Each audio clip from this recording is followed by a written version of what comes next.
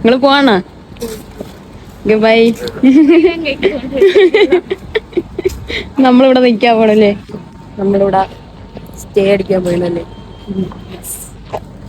ഞാൻ സത്യത്തിൽ വിചാരിച്ചു ഞാൻ ഇവിടെ നിന്ന് പോകുമ്പോൾ എന്തായാലും വിഷമിച്ച് ഒരുമാതിരി ആയിട്ടായിരിക്കും പോകുമെന്ന് വിചാരിച്ചാണിരുന്നത്. അപ്പോഴാണ് സംഭവം, ഞാൻ എൻ്റെ എല്ലാ ലൈസൻസും എല്ലാം ഒരു ബാഗിലാക്കി പുറത്ത് വെച്ചിരുന്നു. എന്നിട്ട് ആ ബാഗ് എടുക്കാൻ മറന്നു.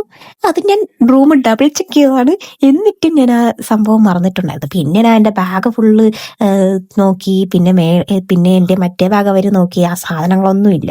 പിന്നെ അഫ്സലിക്ക് പോയി ഡൈ സെന്ററിൽ പോയി സാധനമൊക്കെ എടുത്തു വന്ന് എല്ലാവരും ചിരിയായി. എൻ്റെ കോമളത്തരം കണ്ട് എല്ലാവരും ഹാപ്പി ആയിട്ടാണ് എന്നെ വിട്ടത്. അപ്പൊ അതുകൊണ്ട് എനിക്കും വളരെ വിഷമമായിട്ടൊന്നും തോന്നിയില്ല.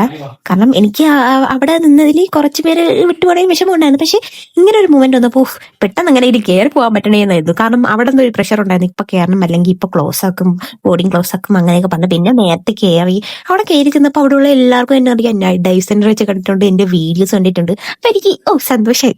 ആരെങ്കിലും എന്നെ അറിയാമല്ലോ.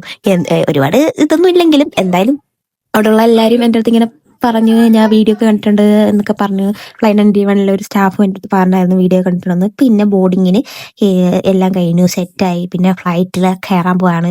അങ്ങനെ ലാസ്റ്റ് ആയിട്ട് അകത്തെ ഐലൻഡ് ഞാൻ ഫ്ലൈറ്റിൽ ഇരുന്ന് കണ്ടിട്ട് പതുക്കെ വീട്ടിലെത്തി. പിന്നെ എൻ്റെ വീട് ട്രിവാൻഡ്രമാണ്. കൊച്ചിന്ന് ട്രെയിൻ പിടിച്ച് ഞാൻ വീടെത്തി. വീട്ടിലാരും ഇല്ല. എല്ലാവരുടെ അടുത്ത് സർപ്രൈസ് കൊടുത്തിട്ടാണ് ഞാൻ പോയി കണ്ടത്.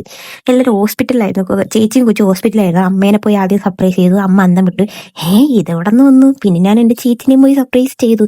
കാരണം ഞാൻ വീട്ടിൽ വരണ കാര്യം ഞാൻ ആരടുത്തും പറഞ്ഞില്ലായിരുന്നു. ഞാൻ സർപ്രൈസ് ആയിട്ട് പോയി പ്ലാൻ ചെയ്തതാണ്. പക്ഷേ ഇവരാരും വീട്ടിൽ കാണുമെന്ന് വിചാരിച്ചില്ല. പിന്നെ അച്ഛൻ്റെ റിയാക്ഷൻ എടുക്കാൻ പറ്റില്ല, കാരണം അച്ഛൻ വീട്ടിലായിരുന്നു. ചെന്ന് കയറിയപ്പോൾ തന്നെ അച്ഛന് റിയാക്ഷൻ എടുക്കാൻ ഞാൻ മറന്നുപോയി. അപ്പം ഇത്രയേ ഉള്ളൂ. Okay, by.